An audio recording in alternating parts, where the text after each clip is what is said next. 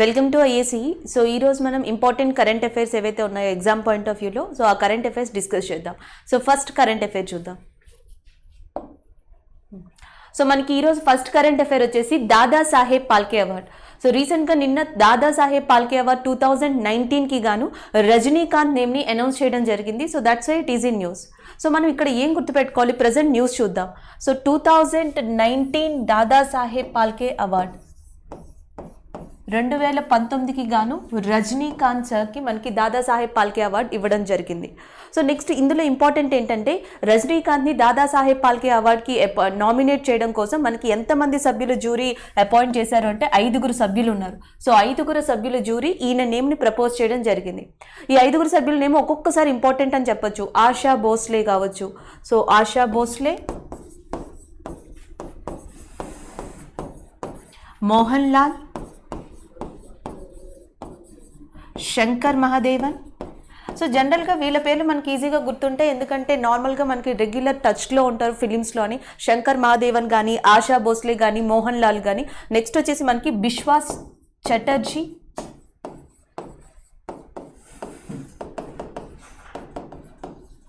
And next వచ్చేసి Subhash Garg. So Subhash Garg, Biswas Chatterjee and Shankar Mahadevan, Mohan Lal, ASHA Bhosle.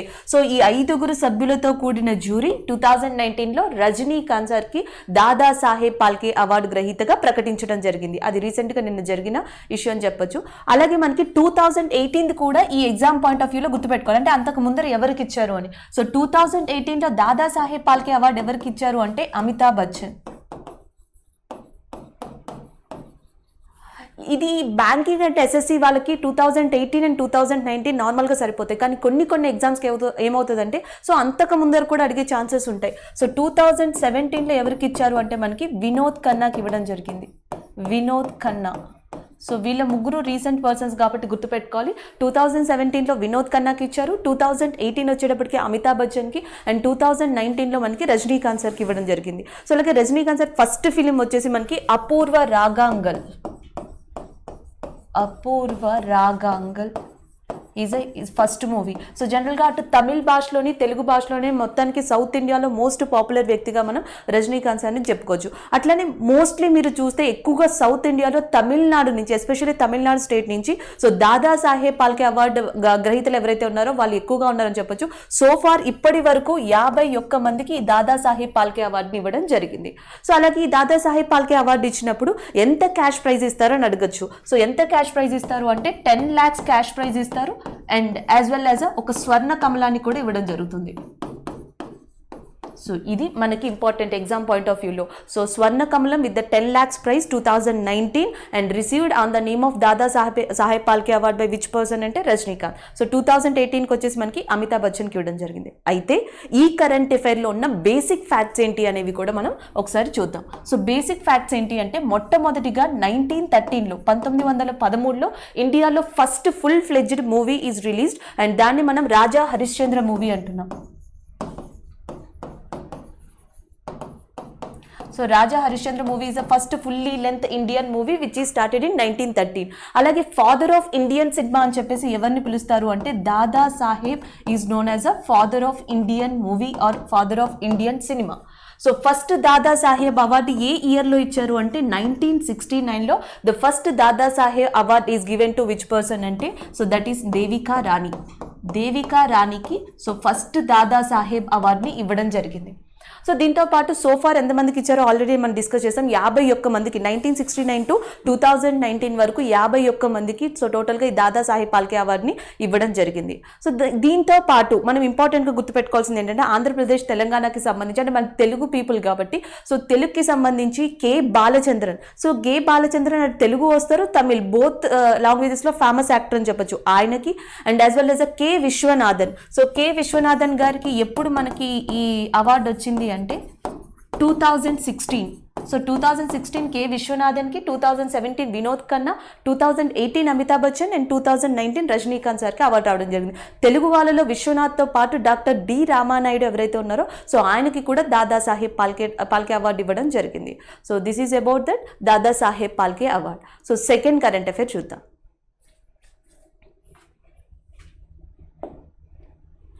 So production linked incentive scheme, production linked incentive scheme అనేది మనకి న్యూస్లో ఉంది. యాక్చువల్గా న్యూస్లో ఉన్నది ఏంటి అంటే, సో నిన్న April 1st ఒక రీసెంట్గా డేటాని రిలీజ్ చేశారు. ఆ డేటా కూడా ఏంటంటే the data which is released between the bilateral trade of India and China.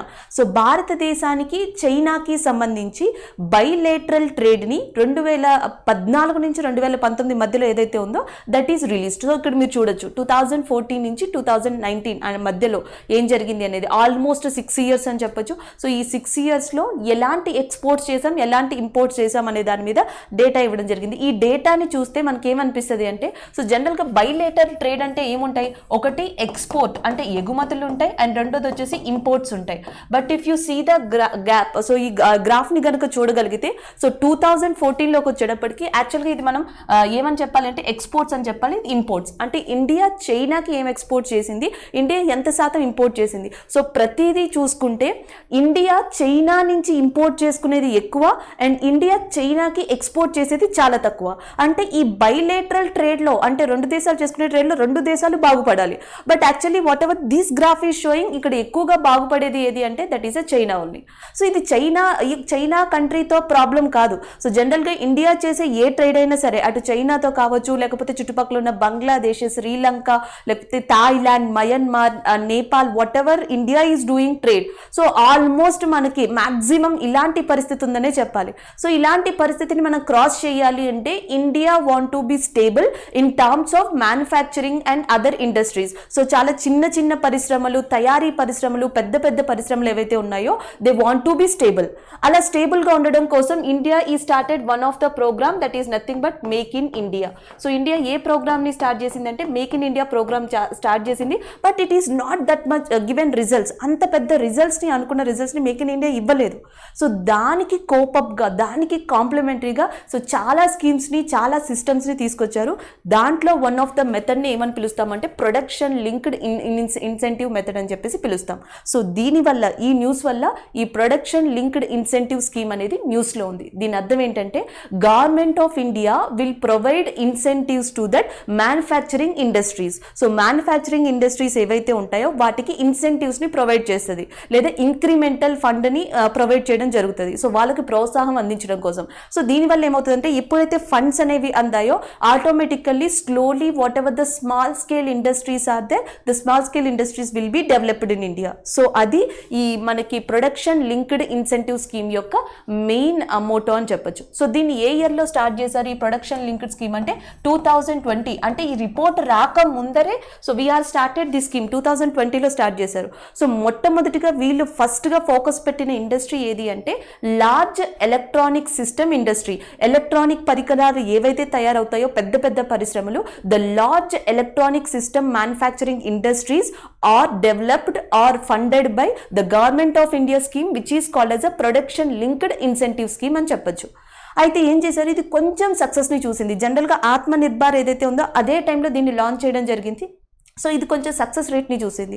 So ఎప్పుడైతే సక్సెస్ వచ్చిందో ఆటోమేటిక్గా ఈ ప్రొడక్షన్ అనే దానికి, అంటే ఈ ప్రొడక్షన్ లింక్డ్ ఇన్సెంటివ్కి ఇంకొక 10 చిన్న చిన్న కంపెనీలు కూడా యాడ్ చేశారు. సో టోటల్గా మనకి 2020 నుంచి ఇప్పటిదాకా ఏవైతే టోటల్గా ఈ 10 చిన్న కంపెనీలు, అవి టెక్స్టైల్స్ కావచ్చు, లేకపోతే నెక్స్ట్ వచ్చేసి ఫార్మాకి సంబంధించినవి కావచ్చు, వైట్ గూడ్స్కి సంబంధించినవి కావచ్చు, సో ఇలాంటి ఇండస్ట్రీస్ అన్నీ కలిపి సో ఈ ప్రొడక్షన్ లింక్డ్ ఇన్సెంటివ్ స్కీమ్ ఏదైతే ఉందో దీనికైతే బెనిఫిట్ పొందుతున్నాయి.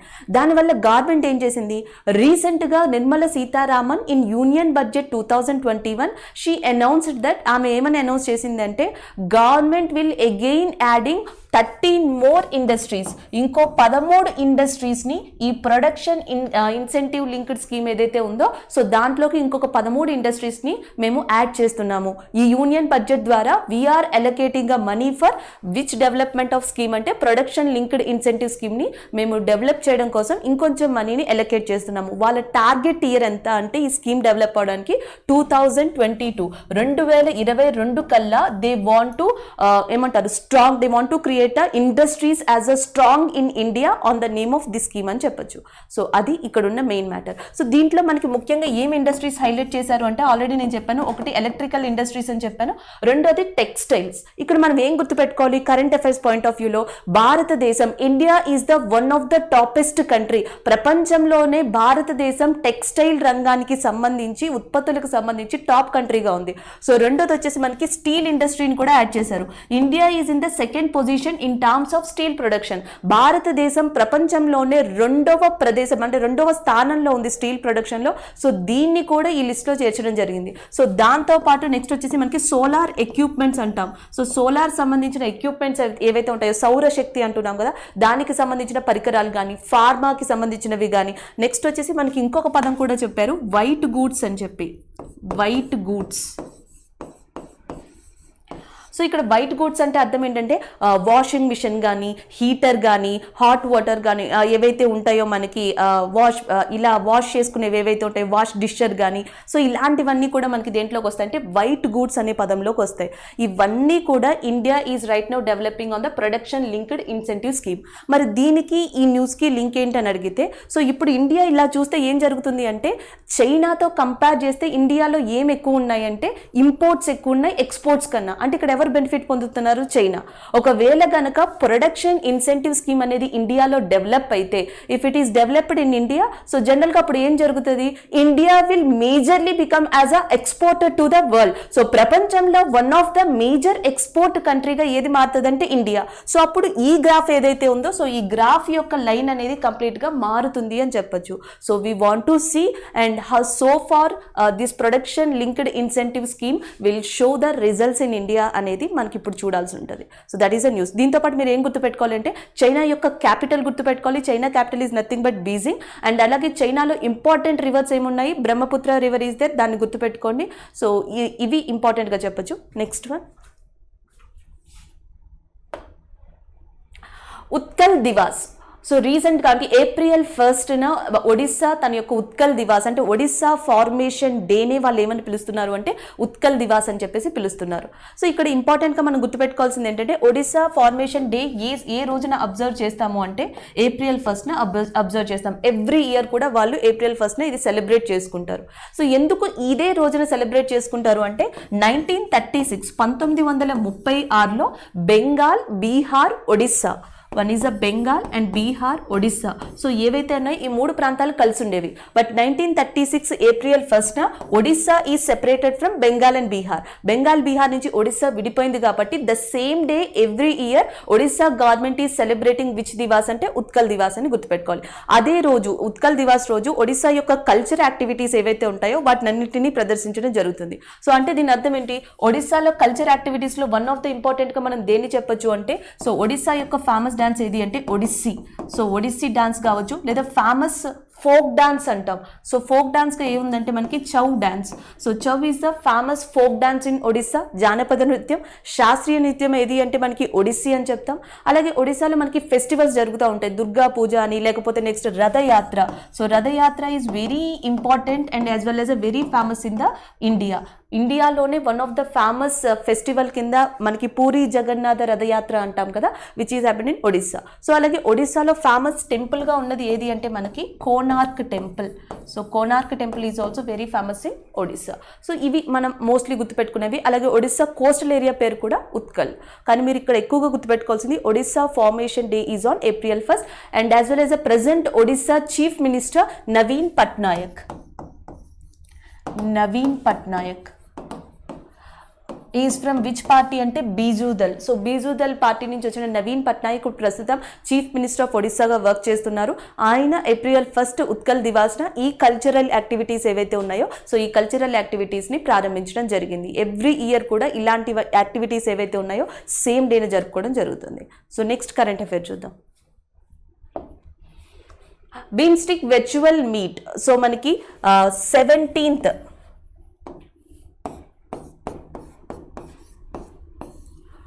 17వ బీమ్స్టిక్ సమావేశం, వర్చువల్ సమావేశం అనేది మనకి ఏ కేంద్రంగా జరిగిందంటే శ్రీలంక. సో శ్రీలంక దీనికి హోస్ట్ చేసింది. కానీ అకార్డింగ్ టు దట్ పాండమిక్ దృష్ట్యా, సో మనకి కోవిడ్ దృష్ట్యా ఈ శ్రీలంక నిర్వహించిన బీమ్స్టిక్ 17వ సమావేశం ఏదైతే ఉందో it was held as a virtually, అది వర్చువల్గానే జరిగింది. సో శ్రీలంకకి ఎవరు వెళ్ళలేదు, నార్మల్గా ఇది వర్చువల్ మీటింగ్ అని గుర్తుపెట్టుకోవాలి. అయితే బీమ్స్టిక్ సమావేశం మాత్రం ఎక్కడ జరిగింది, ఏది హోస్ట్ చేసింది అంటే సో దానికి మాత్రం ఆన్సర్ శ్రీలంకగా గుర్తుపెట్టుకోండి.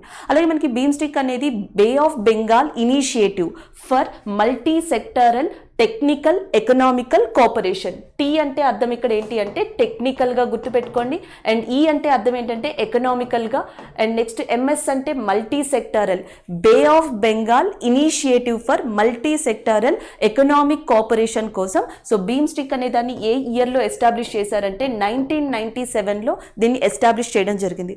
ఇప్పుడు టోటల్గా బీమ్స్టిక్లో ఉన్న మెంబర్స్ ఎంతమంది అంటే 7 మెంబర్స్ ఉన్నారు. ఈ 7 మెంబర్స్లో సౌత్ ఏషియా కంట్రీకి అంటే దక్షిణ ఆసియా కంట్రీకి చెందిన వాళ్ళేమో 5గురు, అండ్ 2 కంట్రీస్ వచ్చేసి మనకి సౌత్ ఈస్ట్ ఏషియాకి చెందిన వాళ్ళు, అంటే ఆగ్నేయ ఆసియా దేశానికి 2 చెందిన వాళ్ళు ఉన్నారు. సో మిగిలిన 4 కూడా దేనికి చెందిన వాళ్ళు అంటే మనకి సౌత్ ఏషియాకి. అంటే so BIMSTEC members are nothing but India is there. So India BIMSTEC మెంబరే. దాంతోపాటు మన పక్కనున్న బాంగ్లా ఏదైతే ఉందో Bangladesh, it is also BIMSTEC member. Next వచ్చేసి భూటాన్, సో నెక్స్ట్ వచ్చి Nepal, next Sri Lanka, next Myanmar, Thailand. So మనకి India, Bangla, Bhutan, Nepal, Sri Lanka, Myanmar, Thailand. So ఈ 7 కూడా మనకి దేంట్లోకి వస్తాయంటే మెంబర్స్ ఆఫ్ బీమ్స్టిక్లోకి వస్తాయి. అయితే సో ఈ 5 ఏవైతే ఉన్నాయో ఈ 5 కంట్రీస్ కూడా మనకి సౌత్ ఏషియన్ కంట్రీస్ కిందకు వస్తాయి. ఈ 2 కంట్రీస్ కూడా సౌత్ ఈస్ట్ ఏషియన్ కంట్రీకి వస్తాయి. సో ఈ 7 కూడా మనకి బీమ్స్టిక్లో ముఖ్యమైన కేంద్రాలుగా పనిచేస్తున్నాయి.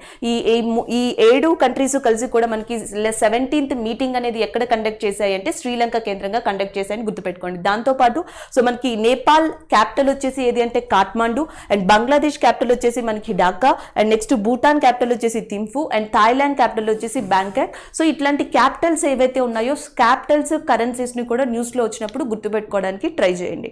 సో ఇవి ఏం చేస్తాయంటే మొత్తం ఈ కంట్రీస్ అన్ని కూడా ట్రేడ్ కోసం, geographical area, economical area, political area, ఇలాంటి వివిధ ఆస్పెక్ట్లో ఒకదానికొకటి కోఆపరేట్ చేసుకోవడం కోసం ఇవన్నీ కూడా ఒక గ్రూప్గా ఏర్పడ్డాయని గుర్తుపెట్టుకోవాలి. దాంతోపాటు మనకి ఇండియా, బంగ్లాదేశ్, భూటాన్, నేపాల్ ఈ 4 కంట్రీస్ కలిసి ఒక అగ్రిమెంట్కి వచ్చాయి. ఆ అగ్రిమెంట్ని మనం ఏమని పిలుస్తున్నామంటే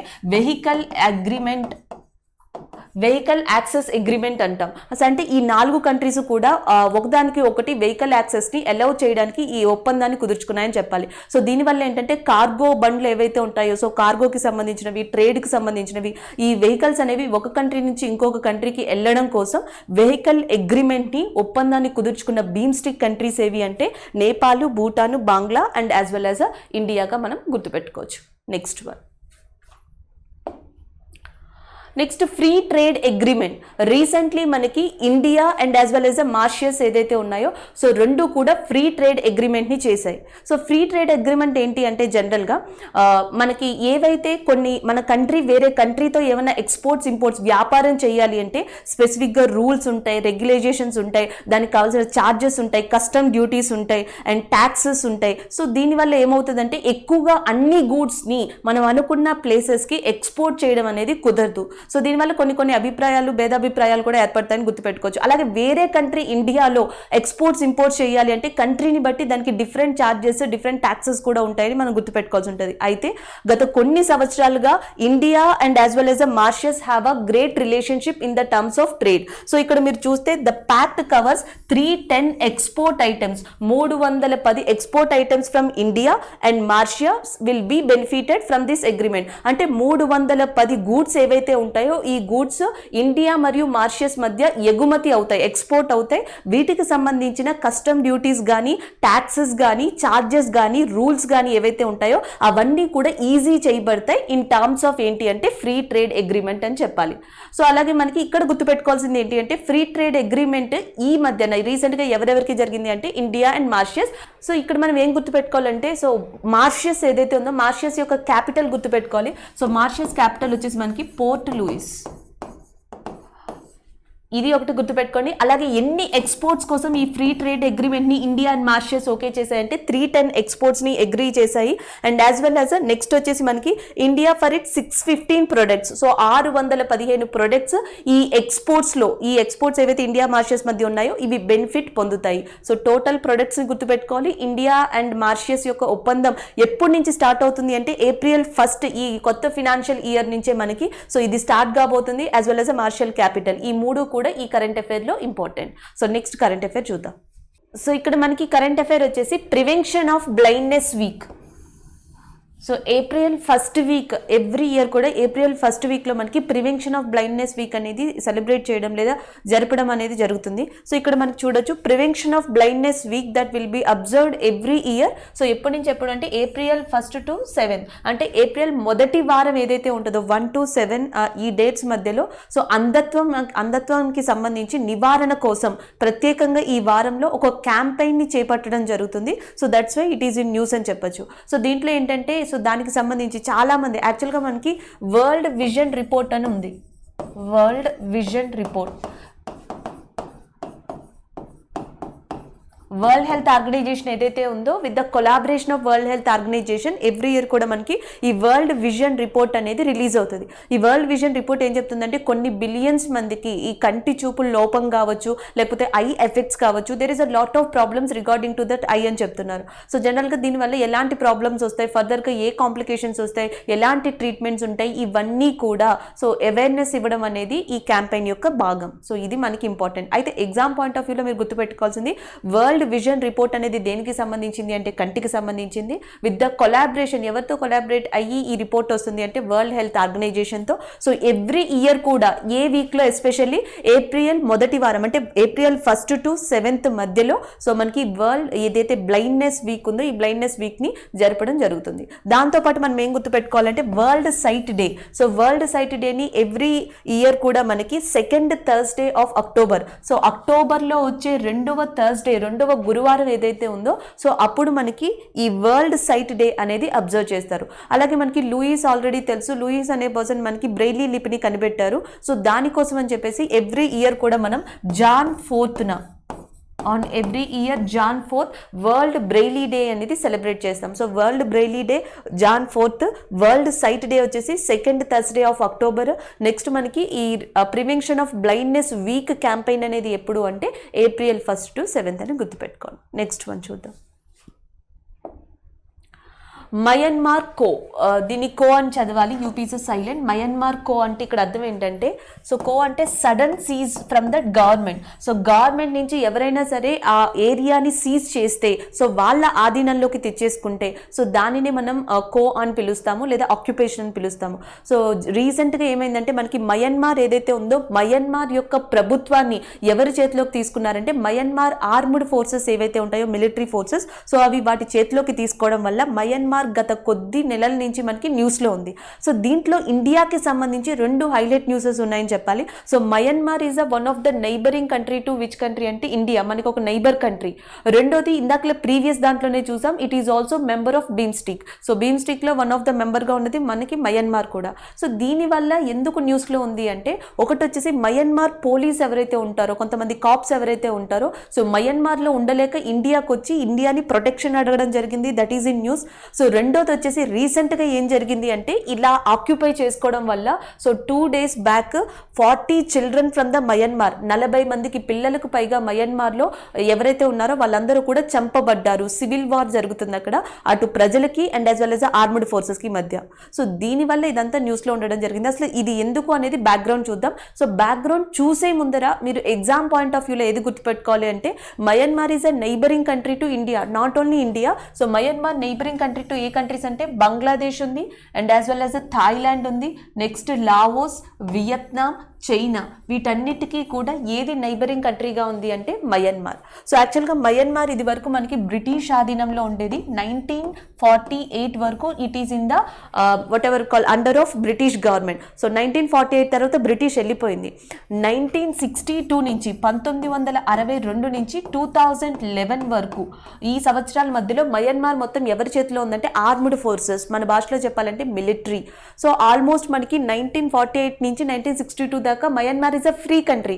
తర్వాత ఆర్మ్డ్ ఫోర్సెస్ ఏవైతే ఉంటాయో మిలిటరీ ఆధిపత్యం లేదా ఆధీనం ఎక్కువైపోవడం వల్ల అది దాని చేతిలోకి వెళ్ళిపోయింది. సో ఇప్పుడు ప్రస్తుతం ఆంగ్ సాన్ సూకీ ఎవరైతే ఉన్నారో, Myanmar head Aung San Suu Kyi ఎవరైతే ఉన్నారో, ఈమె ఆర్మ్డ్ ఫోర్సెస్ ఈమెని బంధించాయి. So Aung San Suu Kyi father ఎవరైతే ఉన్నారో మయన్మార్ డెమోక్రసీ కోసం, మయన్మార్ ఇండిపెండెన్స్ కోసం పాటుపడ్డారు. సో ఆయన ఒక పార్టీని కూడా స్థాపించడం జరిగింది, మనకి నేషనల్ లీగ్ ఫర్ డెమోక్రటిక్ అంటాం. So national league for democratic అనే పార్టీ తరపున సో ఆంగ్ సాన్ సూకీ కానీ ఆంగ్ సాన్ సూకీ తరపున ఉన్న ఎవరైతే ఫ్యామిలీ మెంబర్స్ ఉన్నారో వాళ్ళందరూ కూడా పాటుపడ్డారని చెప్పొచ్చు.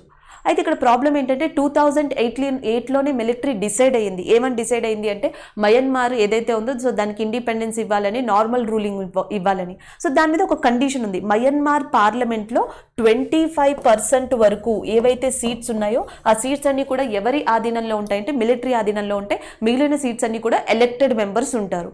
ఈ విషయంలోనే వాళ్ళకి 2011లో 12లో 13లో చాలా ప్రాబ్లమ్స్ వచ్చాయని చెప్పొచ్చు. తర్వాత 2011లో ఇండిపెండెన్స్ వచ్చింది. అండ్ 2011 నుంచి మనకి అక్కడ ఎలక్టెడ్ గవర్నమెంటే ఉంటుంది. ఆంగ్ సాన్ సూకీ అనే ఆవిడ అక్కడ మెయిన్ హెడ్గా ఉంటున్నారు. అయితే రీసెంట్గా 2020లో ఏవైతే ఎలక్షన్స్ జరిగాయో, whatever the elections are done in 2020, so Myanmar armed forces are given statement that the elections are tampered. So elections సరిగ్గా జరగలేదు, ట్యాంపరింగ్ జరిగింది, వాళ్ళకి అంత ఓటింగ్ శాతం అనేది రాదు, అది తప్పు అని చెప్పేసి సో ఆంగ్ సాన్ సూకీని క్యాప్చర్ చేశాయి. దీని చుట్టుపక్కల ఉన్న కంట్రీస్ అన్నీ కూడా ఆ ఎగినెస్ట్ అదేదైతే చర్య జరిగిందో సో దానిని ఖండించాయి. అందుకని మిలిటరీ వాళ్ళు ఏం చెప్పారు అంటే వితిన్ ద 1 year మేము ఈ ఎలక్షన్స్ని మళ్ళీ తిరిగి పెడతాము, దాని తర్వాత ఆంగ్ సాన్ సూకీని రిలీజ్ చేస్తామని చెప్పడం జరిగింది. So because of all this Myanmar is in news. అయితే ఇండియా తరపున మయన్మార్కు ఉన్న సంబంధం ఏంటి, మనకు ఎగ్జామ్ పాయింట్ ఆఫ్ వ్యూలో ఏం కావాలి? సో మయన్మార్ని రంగూన్ అని పిలుస్తారు, బర్మా అని కూడా పిలుస్తారు. సో ఇక్కడ ఉన్న ఇంపార్టెంట్ థింగ్ ఏంటంటే గేట్ వే ఆఫ్ ఈస్ట్ అని చెప్పేసి ఇండియాకి గేట్ వే ఆఫ్ ఈస్ట్ అని ఏ కంట్రీని పిలుస్తారు అంటే మయన్మార్ని పిలవడం జరుగుతుంది. ఇండియాకి మయన్మార్కి సంబంధించి ఇంపార్టెంట్ ఒక ప్రాజెక్ట్ కూడా ఉంది, దాని పేరు కలానంద్ ప్రాజెక్ట్. సో కల్నాథ్ ప్రాజెక్ట్ అనేది మనకి ఇండియాకి, మయన్మార్కి అండ్ థాయిలాండ్కి మధ్య ఒక మల్టీ లాజిస్టిక్ ట్రాన్స్పోర్ట్ వే అని చెప్పొచ్చు. సో మల్టీ లాజిస్టిక్ ట్రాన్స్పోర్ట్ వే అంటే అర్థం ఏంటంటే, సో ఇక్కడ జనరల్గా మనకి కల్కత్తా ఏరియా ఉంది. సో కల్కత్తా ఏరియా నుంచి ఈ సీ రూట్ ద్వారా ఎక్కడికి వెళ్తారు అంటే మయన్మార్ ప్రాంతానికి. ఈ మయన్మార్ నుంచి ఆల్మోస్ట్ థాయిలాండ్ దాకా ఏ రూట్ని కనెక్ట్ చేస్తారు అంటే కల్నాంద్ రివర్ ద్వారా. సో థాయిలాండ్ అంటే ఈ రివర్ దగ్గర నుంచి డైరెక్ట్గా థాయిలాండ్ వరకు ఏ రూట్ ఉంటుంది అంటే రోడ్ రూట్ ఉంటుంది. అంటే ఇక్కడ వచ్చేసి మనకి రోడ్ వే, ఇక్కడికి వచ్చేటప్పటికి రివర్, ఇక్కడికి వచ్చేటప్పటికి సీ. సో మొత్తం ఇది India to Myanmar, Myanmar to Thailand అనే ఒక రోడ్ వేని అంటే ఒక ట్రాన్స్పోర్టివ్ వేని క్రియేట్ చేసింది. ఈ ట్రాన్స్పోర్ట్ వేని మనం ఏమని పిలుస్తున్నామంటే కల్నాథ్ ట్రాన్స్పోర్ట్ ప్రాజెక్ట్ అని చెప్పేసి పిలవడం జరుగుతుంది. So it is a great relationship అని చెప్పాలి. రీసెంట్గా జరిగిన వన్ ఆఫ్ ద యాక్టివిటీ ఏంటి అంటే సో మయన్మార్కి ఇండియా కొన్ని మిలియన్స్ వ్యాక్సిన్స్ ఏవైతే ఉంటాయో సో ఆ వ్యాక్సిన్స్ని కూడా ఇవ్వడం జరిగింది. సో వ్యాక్సిన్కి సంబంధించిన మనీ కావచ్చు, లేకపోతే వ్యాక్సిన్కి సంబంధించిన మెటీరియల్ కావచ్చు, సో వాటినన్నిటినీ కూడా మయన్మార్కి సప్లై చేయడం జరిగింది. So this is the one of the good relation అనేది. Myanmar is the one of the friendly country to that India అనేది మనం గుర్తుపెట్టుకోవాలి. సో ఇక్కడ మనకి మయన్మార్ క్యాపిటల్ వచ్చేసి నేపిటా ఏదైతే ఉందో this is the Myanmar capital. So అలాగే మయన్మార్ హెడ్ని గుర్తుపెట్టుకోండి, ఆంగ్ సాన్ సూకీ.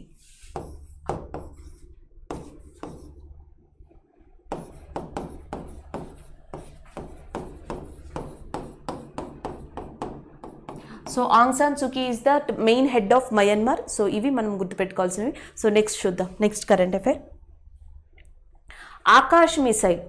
సో రీసెంట్గా మనకి ఆకాష్ మిసైల్ న్యూస్లో ఉంది, ఎందుకంటే Bharat dynamic limited. So Bharat dynamic limited BDL ఏదైతే ఉందో it is ready to release the manufactured missiles of Akash. So Akash మిసైల్స్ని manufacture చేసి ఇండియన్ గవర్నమెంట్కి హ్యాండ్ ఓవర్ చేయడానికి సో భారత్ డైనమిక్స్ లిమిటెడ్ ఏదైతే ఉందో సో దే ఆల్రెడీ రెడీ అయింది, సంసిద్ధమైంది. సో అందుకని ఇది న్యూస్లో ఉండడం జరిగింది. మనం ఏం గుర్తుపెట్టుకోవాలి అంటే so Akash missile is manufactured by that which company అంటే Bharat dynamic limited and as well as so Bharat dynamic limited అనేది 1970లో ఎస్టాబ్లిష్ చేయబడింది. సో ఎక్కడ కేంద్రంగా అంటే the headquarters is located in Hyderabad. ఇది యాక్చువల్గా మిసైల్కి సంబంధించినవి లేకపోతే వెపన్స్కి సంబంధించినవి ఏవైతే పరికరాలు ఉంటాయో స్మాల్ పార్ట్స్ కావచ్చు ఇవన్నీ కూడా మ్యానుఫ్యాక్చర్డ్ బై దట్ BDL అని చెప్పొచ్చు. అయితే ఇక్కడ ఆకాష్ గురించి ఏం గుర్తుపెట్టుకోవాలి, actually Akash is a SAM missile. SAM అంటే అర్థం ఏంటంటే సర్ఫేస్ టు ఎయిర్ మిసైల్ అనేది అర్థం. ఇక్కడ మీరు చూడొచ్చు. So surface to air missile అనేది ఆకాష్ యొక్క కేటగిరీ. సో సెకండ్ ఏంటంటే దీని యొక్క మెయిన్ ఫీచర్ ఏంటి అంటే సో దీనిని మల్టీ డైరెక్షన్స్లో మనం ఏం చేసి టార్గెట్ చేయొచ్చు. అలాగే ఇది మల్టీ డైరెక్షన్లో పనిచేయడం కోసం ఈ BDL వాళ్ళు ఏం చేశారంటే ఆకాష్ మిసైల్కి ఒక రాడార్ని అటాచ్ చేశారు. సో ఆ రాడార్ పేరు ఏంటి అంటే Rajender. So Rajendar is a radar which is attached to that Akash missile and which is created by that BDL. So దీన్ని ఎవరు యూజ్ చేస్తారు అంటే మనకి ఇండియన్ ఆర్మీ. సో భారతదేశానికి చెందిన ఆర్మీ ఏదైతే ఉందో Indian army and as well as Indian air force. భారతదేశ వాయుసేన మరియు భారతదేశం యొక్క ఆర్మీ ఏదైతే ఉందో ఈ రెండు కూడా ఈ ఆకాష్ మిసైల్స్ని యూజ్ చేయబోతున్నాయి. సో సెకండ్ ఏంటంటే ఇది మనకి సర్ఫేస్ టు ఎయిర్ మిసైల్. అలాగే సర్ఫేస్ టు ఎయిర్లో లాంగ్ రేంజా, మీడియం రేంజా, షార్ట్ రేంజా ఎలా ఉంటాయి. సో ఇది వచ్చేసి మనకి మీడియం రేంజ్. అందుకే ఆకాష్ని చూపించినప్పుడల్లా మీకు MRSAM అనే పేరుతో చూపిస్తారు. MR అంటే అర్థం ఇక్కడ మీడియం రేంజ్ అని చెప్పేసి, SAM అంటే అర్థం సర్ఫేస్ టు ఎయిర్ మిసైల్ అని. సో ఇవి మనకి న్యూస్గా గుర్తుపెట్టుకోవచ్చు. అయితే ఇందులో ఫ్యాక్ట్స్ ఏం గుర్తుపెట్టుకోవాలి. సో ఫ్యాక్ట్స్ విషయానికి వచ్చేటప్పటికి సో ఫస్ట్ది మనకి ఇండియన్ ఆర్మీ యొక్క చీఫ్ ఎవరు నిన్నే డిస్కస్ చేసుకున్నాం, ముకుంద్ నర్వానే.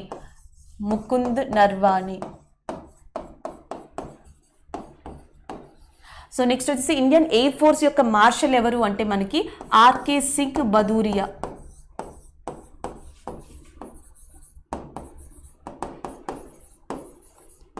సో RK సింగ్ భదూరియా నేమో మనకి Indian air marshal and Indian army chief వచ్చేసి ముకుంద్ నర్వానే. సో వీళ్ళ ఆధ్వర్యంలో ఈ ఫోర్సెస్ ఏవైతే ఉంటాయో ఈ ఫోర్సెస్ ఆకాష్ మిసైల్ని యూజ్ చేయొచ్చు. ఇక్కడి వరకు మనం కరెంట్ అఫైర్కి సంబంధించి గుర్తుపెట్టుకుంటే చాలు. అయితే దీంట్లో ఉన్న బేసిక్ ఫ్యాక్ట్స్ ఏం గుర్తుపెట్టుకోవాలంటే వీళ్ళు దేన్ని టచ్ చేశారు అంటే సర్ఫేస్ ఎయిర్ మిసైల్ అనేది న్యూస్లో ఉంది. అంటే ఇండియాలో ఆకాష్ ఒకటి సర్ఫేస్ ఎయిర్ మిసైల్, ఇంకేమన్నా సర్ఫేస్ ఎయిర్ మిసైల్స్ ఉన్నాయా అనేవి కూడా మనకి ఇంపార్టెంట్. సో మనకి ఇండియాలో ఉన్న ఇంకొక సర్ఫేస్ ఎయిర్ మిసైల్ వచ్చేసి ఏది అంటే త్రిశూల్ అంటాం. సో త్రిశూల్ కూడా మనకి సర్ఫేస్ టు ఎయిర్ మిసైలే. సో దీన్ని కూడా ఇండియానే మనకి డిజైన్ చేయడం జరిగింది with the help of DRDO. So దీన్ని పక్కన పెడితే ఇంకొకటి వచ్చేసి మనకి బారాక్ 8 అంటాం. Barak 8. So this is also మనకి సర్ఫేస్ టు ఎయిర్ మిసైల్. అయితే ఆకాష్ వచ్చేసి మనకి mid range surface air missile ఎలాగో ఇది వచ్చేసి మనకి long range surface air missile LRSAM. So Barak 8 అనే దాన్ని రూపొందించింది ఎవరు అంటే India, Israel. So India, Israel రెండు కలిసి దీనిని రూపొందించడం జరిగింది. అయితే మనకి జనరల్గా త్రిశూల్ కానీ ఆర్ఎల్స్ ఆకాష్ కానీ these surface to air missiles are used by Indian air force and as well as Indian army. Indian army, Indian air force రెండు యూజ్ చేస్తున్నాయి. అయితే ఎస్పెషల్లీ బారాక్ 8 వచ్చేటప్పటికి Barak 8 is used in India, Indian army, Indian air force, Indian navy. So ఈ మూడు కూడా use చేయడం జరుగుతుంది. So దీంతో పాటు Israel navy is also using this Barak 8. ఇజ్రాయెల్తో పాటు Azerbaijan, one more country is there, Azerbaijan.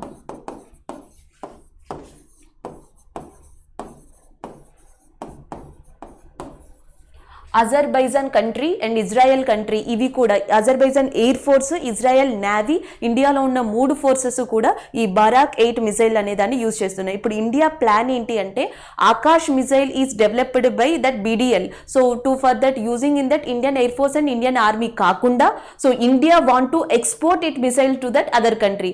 వేరే కంట్రీకి కూడా ఇప్పుడు ఈ ఆకాష్ లాంటి మిసైల్స్ని ఎక్స్పోర్ట్ చేయడం కోసం కొన్ని రూల్స్ని ప్రిపేర్ చేసింది, కొన్ని రూల్స్ని ఈజీ చేసిందని చెప్పొచ్చు. మనం ఎలా అయితే రాఫెల్ జెట్స్ ని ఫ్రాన్స్ నుంచి ఇండియాకి తీసుకుంటున్నామో అలాగే ఇండియా డెవలప్ చేసిన whatever the Akash kind of missiles are there, India want to export to that other countries. So ఇది న్యూస్ గా మనం గుర్తుపెట్టుకోవాలి. సో ద నెక్స్ట్ వన్ చూద్దాం. సో నెక్స్ట్ వచ్చేసి light weight bullet proof jacket. So రీసెంట్గా మనకి DRDO ఏదైతే ఉందో so DRDO developed that light weight bullet proof jacket అని చెప్పొచ్చు.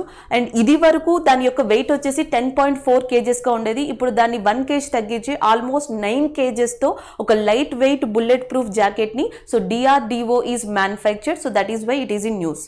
సో దీంతో పాటు మనం ఏం గుర్తుపెట్టుకోవాలి అంటే DRDO యొక్క మనకి మెయిన్ హెడ్ ఎవరు, చైర్మన్ ఎవరో గుర్తుపెట్టుకోవాలి, G. Satish Reddy. So G. Satish Reddy మనకి ఇప్పుడు ప్రస్తుతం DRDO చైర్మన్గా ఉన్నారు. ఇది DRDO యొక్క మెయిన్ మనకి ఏదైతే వన్ ఆఫ్ ద డిపార్ట్మెంట్ ఉందో కాన్పూర్లో, సో ఆ కాన్పూర్ విభాగంలో ఈ లైట్ వెయిట్ బుల్లెట్ జాకెట్ని ప్రిపేర్ చేశారు. సో అయితే ఇక్కడ ఎగ్జామ్ పాయింట్ ఆఫ్ వ్యూలో ఎవరు ప్రిపేర్ చేశారని అడుగుతారు, లేదా ఎవరు దీనికి చైర్మన్ అని అడుగుతారు. దీంతోపాటు ఇండియా మూవ్మెంట్ ఏదైతే ఉందో అటు మనకి ఇక్కడ చూస్తే వెపన్స్ విషయంలో కావచ్చు, లేకపోతే డిఫెన్స్ యొక్క ఇన్స్ట్రుమెంట్స్ ఏవైతే ఉంటాయో ఇలాంటి విషయంలో కావచ్చు, India want to manufacture and produced in India and other countries, వేరే కంట్రీస్లోని ప్రొడ్యూస్ చేయాలనుకుంటుంది, ఇండియాలో కూడా సరఫరా చేయాలనుకుంటుంది. సో గత కొన్ని సంవత్సరాలుగా చూస్తే మనకి ఒక ఆర్గనైజేషన్ ఉంది, స్టాక్ హోల్మ్ ఆర్గనైజేషన్ అంటాం. Stockholm organization. సో ఇది international Stockholm peace organization. Every year కూడా సో మనకి ప్రపంచం మొత్తంలో మనకి ఆర్మ్డ్ వెపన్స్ ఏవైతే ఉంటాయో ఎక్స్పోర్ట్ చేసే కంట్రీస్ యొక్క లిస్ట్ ఇస్తుంది. ఏ కంట్రీ ఎన్ని ఎక్స్పోర్ట్ చేసింది, ఏ కంట్రీ ఏ ర్యాంక్లో ఉందని. The armed weapons export list is given by the Stockholm international peace organisation అంటాం. ఇది 2019లో ఇచ్చిన రిపోర్ట్ ప్రకారం సో ఇండియా ఆర్మ్డ్ వెపన్స్ ఏవైతే ఉంటాయో ఇవి ఎక్స్పోర్ట్ చేసే దాంట్లో ఎన్నో ర్యాంక్లో ఉంది అంటే 23rd ర్యాంక్లో ఉంది. It is in 23rd rank according to the stock home report of 2019. So దీన్ని మెరుగుపరుచుకోవడం కోసం India is right now developing with that indigenous technology. దాని సొంత టెక్నాలజీతో అటు మిసైల్స్ని కానీ లేదా డిఫెన్స్కి కావాల్సిన ఏవైతే ఉంటాయో అవన్నిటిని కూడా డెవలప్ చేస్తుందని చెప్పొచ్చు. సో ఈ ర్యాంక్ని గుర్తుపెట్టుకోవాలి. జి సతీష్ రెడ్డి. అలాగే ఇస్రో యొక్క చైర్మన్ ఎవరు అంటే మనకి కే Sivan. Next one, Neelam Sahni is in news. So మనకి నీలం సాహ్ని ఎవరైతే ఉన్నారో సో ఆమె న్యూస్లో ఉన్నారు. సో ముందరగా అసలు ఈవిడెవరు అనేది మనం ఒకసారి చూద్దాం. సో ఆంధ్రప్రదేశ్ తెలంగాణ 2014లో విడిపోయిన తర్వాత ఆంధ్రప్రదేశ్కి మొట్టమొదటి సిఎస్ అంటే ప్రధాన కార్యదర్శి, చీఫ్ సెక్రటరీగా పనిచేసిన వ్యక్తి ఎవరో అంటే నీలం సాహ్ని. అంతేకాకుండా మొట్టమొదటి మహిళా ప్రధాన కార్యదర్శిగా కూడా అంటే ద ఫస్ట్ విమెన్ చీఫ్ సెక్రటరీగా కూడా పనిచేసిన వ్యక్తిగా ఎవరు రికార్డ్ ఎక్కారు అంటే Neelam Sawhney. And after that ఆమెని ఆ విభాగం నుంచి వేరే విభాగానికి మార్చడం జరిగింది. ఇప్పుడు ప్రస్తుతం ఆంధ్రప్రదేశ్ యొక్క చీఫ్ సెక్రటరీ సిఎస్గా ప్రస్తుతం ఎవరు ఉన్నారంటే మనకి ఆదిత్య దాస్. ఈయన ఐఏఎస్ క్యాడర్కి చెందిన వ్యక్తి, ఈమె కూడా ఐఏఎస్ క్యాడర్కి చెందిన వ్యక్తినే. సో మనకి నీలం సాహ్ని ప్లేస్లో ఎవరిని అపాయింట్ చేశారంటే ఆదిత్య దాస్. అంటే ప్రస్తుతం ఆంధ్రప్రదేశ్ ప్రధాన కార్యదర్శి లేదా చీఫ్ సెక్రటరీగా ఉన్న పర్సన్ పేరు పెట్టాలంటే మీరు ఆదిత్య దాస్ని పెట్టాలి. అయితే నీలం సాహ్నిని ఏం చేశారు అంటే మనకి స్టేట్ ఎలక్షన్ కమిషన్ అంటాం, అంటే రాష్ట్ర ఎన్నికల విభాగం, దానికి సంబంధించి ఆంధ్రప్రదేశ్ రాష్ట్ర ఎన్నికల కమిషనర్గా ఇప్పటి వరకు వర్క్ చేసింది ఎవరు అంటే నిమ్మగడ్డ రమేష్.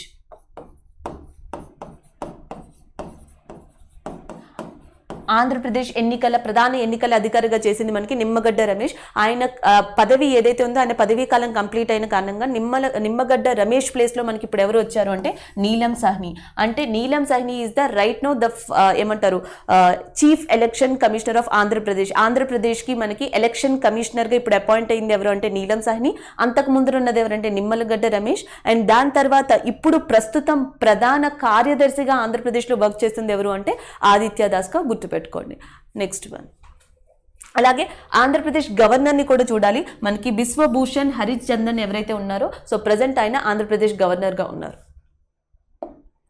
Next one, Shri Mukhmit Singh Bhatia. శ్రీ ముఖ్మిత్ సింగ్ భాటియా ఎవరైతే ఉన్నారో ఈయన గవర్నమెంట్లో ఎస్పెషల్లీ సెంట్రల్ గవర్నమెంట్ ఏదైతే ఉంటుందో సో కేంద్ర విభాగంలో సో చాలా వాటిల్లో ఈయన ఆల్రెడీ ఎక్స్పీరియన్స్ చేసి ఉన్నారు, ఉద్యోగం చేసి ఉన్నారు. సో ఇప్పుడు ప్రస్తుతం ఎవరైతే మనకి సింగ్ భాటియా ఉన్నారో సో ఈయనని director general of employment state insurance corporation. So మనకి director general of employment state insurance corporation ESIC ఏదైతే ఉందో దాని డైరెక్టర్ జనరల్గా ఎవరిని అపాయింట్ చేస్తున్నారంటే ముఖ్మిత్ సింగ్ భాటియా. మళ్ళీ చెప్తున్నాను, ముఖ్మిత్ సింగ్ భాటియా ఎవరైతే ఉన్నారో ఆల్రెడీ కేంద్ర విభాగంలో చాలా డిపార్ట్మెంట్స్లో ఈయన పనిచేసి ఉన్నారు. ఈయనని ప్రస్తుతం దేనికి డైరెక్టర్గా వేస్తున్నారు అంటే employments of state insurance corporation విభాగానికి డైరెక్టర్ జనరల్గా సో ఈయనని నియమించనున్నారు. సో ఇక్కడ మనకి నెక్స్ట్ కరెంట్ అఫైర్ వచ్చేసి స్వచ్ఛతా పక్వాడా. సో స్వచ్ఛతా పక్వాడా అనేది రీసెంట్గా న్యూస్లో ఉంది. సో దీని గురించి చూద్దాం. మనకు ఆల్రెడీ తెలుసు స్వచ్ఛ భారత్ గురించి. సో స్వచ్ఛ భారత్ అనేది మనకి మెయిన్ ఈ మోడీ గవర్నమెంట్లో నరేంద్ర మోడీ ఎవరైతే ఉన్నారో ఆయన యొక్క గవర్నమెంట్లో ఇది ఒక ఇంపార్టెంట్ స్కీమ్ కింద అని చెప్పొచ్చు, లేదా ఒక ఇంపార్టెంట్ ప్రోగ్రామ్ కింద లాంచ్ అయిందని చెప్పొచ్చు. అండర్ ద స్వచ్ఛ భారత్ అంటే స్వచ్ఛ భారత్ని మానిటర్ చేయడం కోసం, స్వచ్ఛ భారత్ని ఎంకరేజ్ చేయడం కోసం so government of India start చేసిన ఇంకొక పథకం పేరు ఏమని చెప్తారంటే స్వచ్ఛ పక్వాడా. ఇది యాక్చువల్గా పథకం కాదు, ఇట్స్ నాట్ అ స్కీమ్, ఇది క్యాంపెయిన్ కింద మనం గుర్తుపెట్టుకోవాలి. అంటే గవర్నమెంట్ ఆఫ్ ఇండియా కింద ఉండే డిపార్ట్మెంట్స్ కానీ లేకపోతే నెక్స్ట్ వచ్చేసి ఏవైతే ఆఫీస్ ఉంటాయో the government of India departments, government of India industries should be engaged in Swachh Bharat under the campaign of Swachhata Pakwada. Swachhata Pakwada campaign కింద గవర్నమెంట్ ఆఫ్ ఇండియా యొక్క industries కానీ లేకపోతే government of India యొక్క departments కానీ engage అవుతాయి ఈ క్యాంపెయిన్లో. So దానివల్ల ఏంటంటే మిగతా వాటికి కూడా అవేర్నెస్ రావడం అనేది దీని యొక్క ముఖ్య ఉద్దేశం. ఎవ్రీ ఇయర్ కూడా ముందరగా ఒక క్యాలెండర్ని రిలీజ్ చేస్తారు. ఏ మంత్లో ఏ డిపార్ట్మెంట్ ఏ ఇండస్ట్రీ ఈ స్వచ్ఛ పక్వాడా క్యాంపెయిన్ని సో మనకి ముందుకు తీసుకెళ్ళాలి, స్వచ్ఛ క్యాంపెయిన్ని పక్వాడా క్యాంపెయిన్ని నిర్వహించాలి అని చెప్పేసి ముందుగానే క్యాలెండర్ రిలీజ్ అవ్వడం జరుగుతుంది. అలాగే మనకి మార్చ్ మంత్కు గాను ఈ స్వచ్ఛ పక్వాడా క్యాంపెయిన్కి సంబంధించి ఇక్కడ మీరు చూడొచ్చు, the ministry of steal the Pakhwada commenced by the administrating of Swachhata pledge to the employees of the ministry on 16th March 2021. So మనకి మినిస్ట్రీ ఆఫ్ స్టీల్ ఏదైతే ఉందో సో మినిస్ట్రీ ఆఫ్ స్టీల్కి సంబంధించేసి సో ఆ డిపార్ట్మెంట్ వాళ్ళందరూ కూడా ఈ స్వచ్ఛత క్యాంపెయిన్ ఎప్పుడు start చేయాలి అంటే ఆ క్యాలెండర్ ప్రకారం 16th March. So that's why it is in news. So ఇక్కడ ఏంటి అంటే స్వచ్ఛత పక్వాడా క్యాంపెయిన్లో ప్లెడ్జ్ చేయడం, సో స్వచ్ఛ భారత్ గురించి ప్లెడ్జ్ చేయడం, ఆ ఫ్యాక్టరీస్ని ఆ పరిసరాలని క్లీన్ చేయడం, సో ఇవి ముఖ్యమైన ప్రధాన ఉద్దేశాలు ఈ క్యాంపెయిన్లో. అలాగే ఇక్కడ మనం ఏం గుర్తుపెట్టుకోవాలి అంటే మనకి మినిస్ట్రీ ఆఫ్ స్టీల్ ఇది నిర్వహించింది కాబట్టి ఈ మంత్లో. అలాగే మనకి స్టీల్ సేఫ్టీ డే అనేది ఎప్పుడు అబ్జర్వ్ చేస్తారు అంటే 28th March. So 28th March steel safety day అనేది అబ్జర్వ్ చేస్తారు.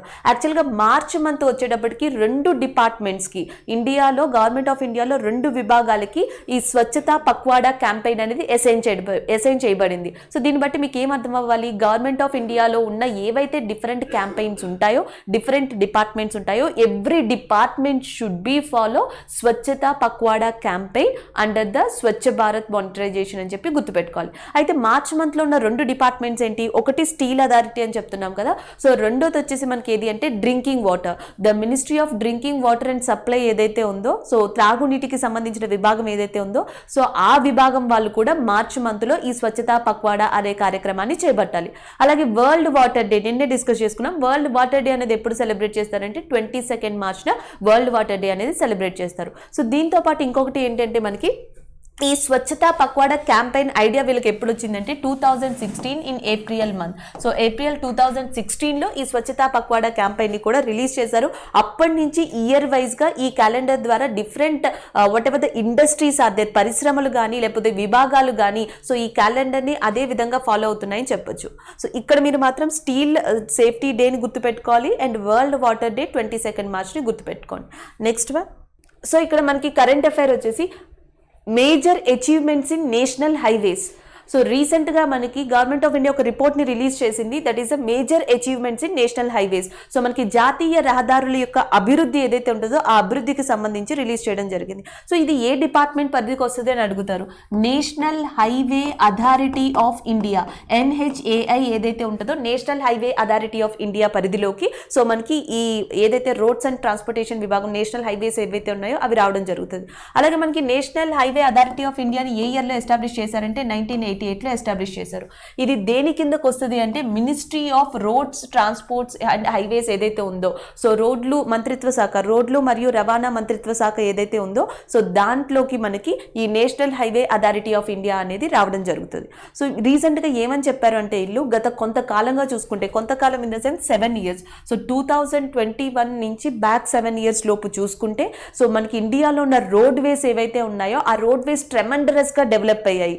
దాంతోపాటు రోడ్ వేస్కి సంబంధించి ప్రతి సంవత్సరం కూడా బడ్జెట్లో కొంత మనీని అలొకేట్ చేస్తారు. సో 2021 వచ్చేటప్పటికి ఆ మనీ కాస్త మనకి సో చాలా 126% ఆఫ్ మనీ అనేది 7 yearsతో పోల్చుకుంటే బడ్జెట్లో రోడ్ వేస్కి ఇంక్రీజ్ చేయడం జరిగింది. అంటే రోడ్ వేస్ ఏవైతే ఉన్నాయో అవి ఇంక్రీజ్ అవ్వడం, వాటి యొక్క ప్రాధాన్యత గవర్నమెంట్ ఆఫ్ ఇండియా గుర్తించడం, ఈ రెండు కూడా మనకి ఈ రిపోర్ట్లో హైలైట్స్గా నిలిచాయని చెప్పొచ్చు. సో దాంతోపాటు వాళ్ళు ఇంకేం చెప్పారు అంటే యాజ్ పర్ దట్ ఇప్పుడు లెక్కల ప్రకారం సో ప్రపంచంలోనే the second toppest country in the world in terms of national highways, జాతీయ రహదారుల దృష్ట్యా ప్రపంచంలో 2వ అతిపెద్ద కంట్రీ ఏది అంటే ఇండియా, సో మొదటి కంట్రీ ఏది అంటే USA. సో ఈ రిపోర్ట్లో ఇవి హైలైట్గా నిలిచాయి. దీంతో పాటు వాళ్ళు నేషనల్ హైవేస్ గురించి కానీ లేకపోతే గ్రీన్ కారిడార్స్ గురించి కానీ ఎక్స్ప్రెస్ వేస్ గురించి కానీ వీటన్నిటి గురించి కూడా డిస్కస్ చేయడం జరిగింది. అంటే రాబోయే 5 సంవత్సరాల్లో in the upcoming next 5 years Indian government will constructed nearly 23 express ways and highways. Ways, 23 express ways and highways ని మనకి గవర్నమెంట్ ఆఫ్ ఇండియా రాబోయే 5 సంవత్సరాల్లో కన్స్ట్రక్ట్ చేయబోతుంది అని చెప్పేసి సో మనకి the minister of roads and transportation ఎవరైతే ఉన్నారో నితీష్ గడ్కరీ సో ఆయన చెప్పడం జరిగింది. ఇవి మనకి ఇంపార్టెంట్ న్యూస్గా గుర్తుపెట్టుకోవాలి. అలాగే ఇండియాకి సంబంధించేసి మీరు గుర్తుపెట్టుకోవాల్సింది ఏంటి అంటే ministry of roads and transportation ఎవరైతే ఉన్నారో నితిన్ గడ్కరీ, ఆయన గుర్తుపెట్టుకోండి. సో నెక్స్ట్ వచ్చేసి NHAA యొక్క ఎస్టాబ్లిష్మెంట్ ఇయర్ వచ్చేసి 1988లో వచ్చింది. అలాగే ఇండియా ఎన్నో కంట్రీ వరల్డ్లోనే రోడ్ నెట్వర్క్లో వచ్చేసి అంటే మనకి top second country after the US అని చెప్పి గుర్తుపెట్టుకోవచ్చు. So the next one, special assistance to the states for the capital expenditure. So capital expenditure అంటే అర్థం వ్యయం అంటాం కదా. సో క్యాపిటల్ ఎక్స్పెండిచర్ కోసం స్పెషల్ అసిస్టెన్స్ విభాగంలో సో సెంట్రల్ గవర్నమెంట్ ఏం చేసింది అంటే 11,830 crores-ని 11,830 కోట్లని రిలీజ్ చేసింది. సో యాక్చువల్గా ఇది ఏంటి అంటే మనకి గవర్నమెంట్ ఆఫ్ ఇండియా మనకి లాక్డౌన్ టైంలో ఒక ప్రాజెక్ట్తో ముందుకు వచ్చిందని చెప్పొచ్చు. దాని పేరే మనకి ఆత్మనిర్భర్ భారత్ ప్రాజెక్ట్. సో ఆత్మనిర్భర్ భారత్ ప్రాజెక్ట్ని 2 phases-గా డెవలప్ చేయాలి అనుకుంది. సో phase 1లో ఏం చేయాలి అనుకుందంటే జనరల్గా మనకి MSMEs అంటాం, చిన్న తరహా పరిశ్రమలు కానీ మ్యానుఫ్యాక్చరింగ్ ఇండస్ట్రీస్ కానీ ఏవైతే ఉన్నాయో వీటినన్నిటినీ కూడా బూస్టప్ చేయాలి, వీటినన్నిటి కూడా డెవలప్ చేయాలి అనేది దాని ప్రధాన లక్ష్యం phase 1. సో ఇప్పటికీ కూడా అదే phase 1 జరుగుతుందని చెప్పొచ్చు. దాంట్లో భాగంగానే నెంబర్ ఆఫ్ స్కీమ్స్ అనేది ఇవ్వడం జరుగుతుంది. సో ఇక్కడ ఆత్మనిర్భర్ యొక్క మెయిన్ ఏంటి అంటే మనకి ల్యాండ్ అంటాం అంటే భూమి కానీ, నెక్స్ట్ వచ్చేసి లేబర్ అంటాం అంటే వర్కర్స్ ఎవరైతే ఉంటారో వాళ్ళు కానీ, ల్యాండ్, లేబర్, లిక్విడిటీ ఏవైతే ఉన్నాయో వీటినన్నిటినీ కూడా ముందరికి తీసుకెళ్ళడం అనేది దీని యొక్క ముఖ్య ఉద్దేశం. సో దానికి గాను అది ఏం డెవలప్ చేయాలనుకుంటుంది అంటే ఎకానమీ. సో ఎకానమీ యాక్టివిటీస్ ఏవైతే ఉంటాయో వాటిని డెవలప్ చేయాలనుకుంటుంది. అలాగే ఇన్ఫ్రాస్ట్రక్చర్ ఏదైతే ఉందో ఇన్ఫ్రాస్ట్రక్చర్ని ఇప్పుడున్న జనరేషన్కి తగ్గట్టుగా మాడిఫై చేయాలనుకుంటుంది. నెక్స్ట్ వచ్చేసి మనకి టెక్నాలజీ డెవలప్మెంట్ అందించాలనుకుంటుంది, డెమోగ్రఫీ పరంగా డెవలప్ చేయాలనుకుంటుంది. నెక్స్ట్ వచ్చేసి demand. So demand and supply, economy, demography, system, infrastructure ఈ 5 కూడా ఆత్మనిర్భర్ యొక్క మెయిన్ పిల్లర్స్గా మనం గుర్తుపెట్టుకోవాలి. సో దీని తర్వాత ఇంకొక ఇంపార్టెంట్ థింగ్ ఏంటంటే మనకి రీసెంట్గా ఏం చేశారంటే దీంట్లో భాగంగానే సో స్టేట్స్కి క్యాపిటల్ ఎక్స్పెండిచర్ కింద ఎంత ఇచ్చారు అంటే 11,830 కోట్లు. సో జనరల్గా మనకి గవర్నమెంట్ ఏదైతే ఖర్చు పెడుతుందో ఎక్స్పెండిచర్ అంటున్నామో ఇది 2 విభాగాలుగా ఉంటుంది. ఒకటి రెవెన్యూ ఎక్స్పెండిచర్ అంటాం, 2 క్యాపిటల్ ఎక్స్పెండిచర్ అంటాం.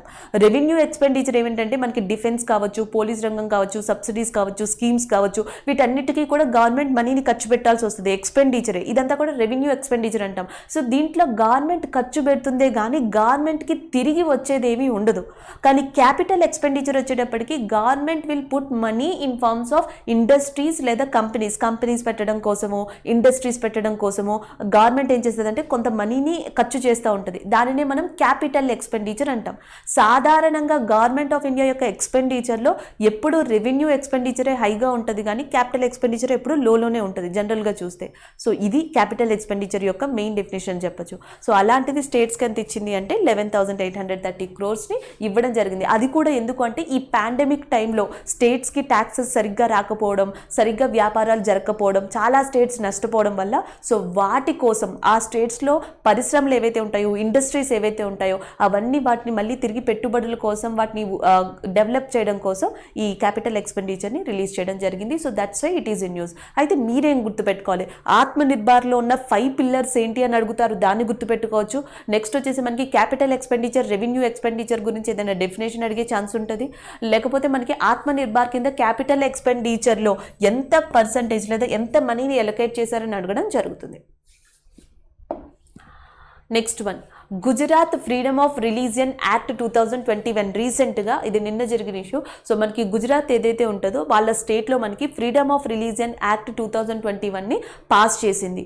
సో ఇది ఏంటంటే జనరల్గా ఇండియాలో కొన్ని ఇష్యూస్ జరుగుతున్నాయి. సో ఏవైతే కొంతమంది మ్యారేజ్ చేసుకుంటున్నారో, మ్యారేజ్ చేసుకున్న తర్వాత పర్టిక్యులర్ విమెన్ ఎవరైతే ఉన్నారో సో ఆ విమెన్ రిలీజియన్ చేంజ్ చేసుకుంటుంది, మతాన్ని మార్చుకుంటుంది అని దీనివల్ల కొన్ని ప్రాబ్లమ్స్ రావడం, కొన్ని సంఘాలు ఈ ప్రాబ్లమ్ని లేవనెత్తడం ఇదంతా జరిగాయి. అంటే forcible religion conversion after that marriage. So పెళ్లి జరిగిన తర్వాత, వివాహం జరిగిన తర్వాత అమ్మాయిలు ఎవరైతే ఉంటారో వాళ్ళని ఫోర్సబుల్గా వేరే మత మార్పిడి చేస్తున్నారు అనేది వాదన. సాధన. సో దీన్ని కంట్రోల్ చేయడం కోసం మొట్టమొదటిగా మధ్యప్రదేశ్, దాని తర్వాత ఉత్తరప్రదేశ్, ఇప్పుడు గుజరాత్. సో మనకి Gujarat and as well as Uttar Pradesh and Madhya Pradesh, ఈ 3 స్టేట్స్ కూడా ఏ చట్టాన్ని తీసుకొచ్చాయంటే ఫ్రీడమ్ ఆఫ్ రిలీజియన్ యాక్ట్ అనే దాన్ని తీసుకొచ్చాయి. సో రీసెంట్గా తీసుకొచ్చిన స్టేట్ ఏది అంటే గుజరాత్. దీని ప్రకారం ఏంటంటే మ్యారేజ్ జరిగిన తర్వాత ఆ అమ్మాయిని గనక, పర్టికులర్ విమెన్ని గనక సో ఫోర్సబుల్గా ఏమంటారు మతాన్ని మార్పిస్తే, ఫోర్సబుల్గా రిలీజియన్ని చేంజ్ చేయిస్తే సో దానికి అది ఇల్లీగల్ అవుతుంది. సో దానికి పనిష్మెంట్ ఉంటుంది లీగల్గా. సో ఆ పనిష్మెంట్ కూడా మనకి 3 to 10 years.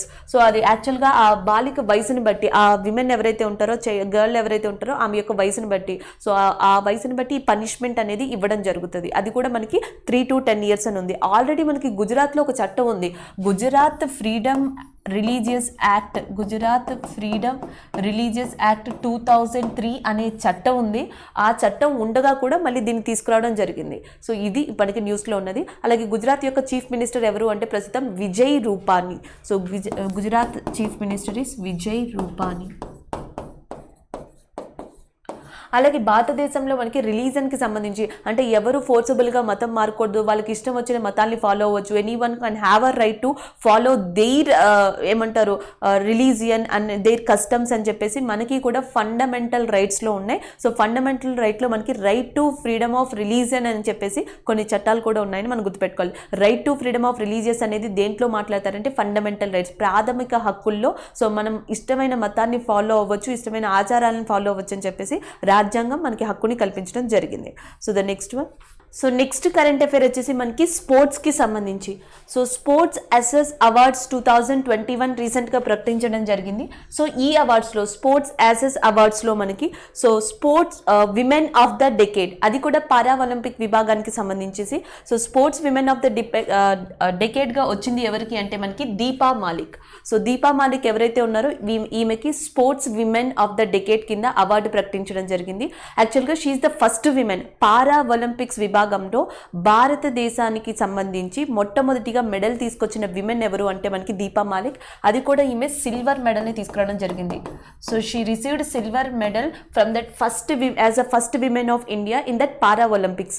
సో తర్వాత నెక్స్ట్ వచ్చేసి మనకి sports of the decade. So ఇది కూడా పారా స్పోర్ట్స్ విభాగానికి సంబంధించి. So sports men of the decade కింద మనకి ఎవరు పేరుని ఇవ్వడం జరిగింది అంటే దేవేంద్ర జరియా. సో మనకి దేవేంద్ర జరియా ఎవరైతే ఉన్నారో ఈయన sportsmen of the decade. అంటే sports women of the decade వచ్చేసి Deepa Malik and sportsmen of the decade వచ్చేసి మనకి దేవేంద్ర జరియాగా ఉన్నారు. ఈయన జావెలిన్ ఏదైతే ఉంటుందో జావెలిన్ థ్రోవర్ దాంట్లో చాలా ఎక్స్పర్ట్ అని చెప్పాలి. ఇండియా తరఫున చాలా మెడల్స్ తీసుకురావడం కూడా జరిగింది పారా ఒలింపిక్ విభాగంలో. సో నెక్స్ట్ వచ్చేసి మనకి sports women of the decade. So మనకి sports women of the decade కింద అది కూడా ఇండివిజువల్ ఒలింపిక్ కేటగిరీలో సో సెలెక్ట్ చేసిన పర్సన్ ఎవరు అంటే మనకి మేరీ కామ్. సో బాక్సింగ్ విభాగంలోనే భారతదేశానికి కీర్తి తెచ్చిన పర్సన్గా మనం మేరీ కామ్ని చెప్పుకుంటాం.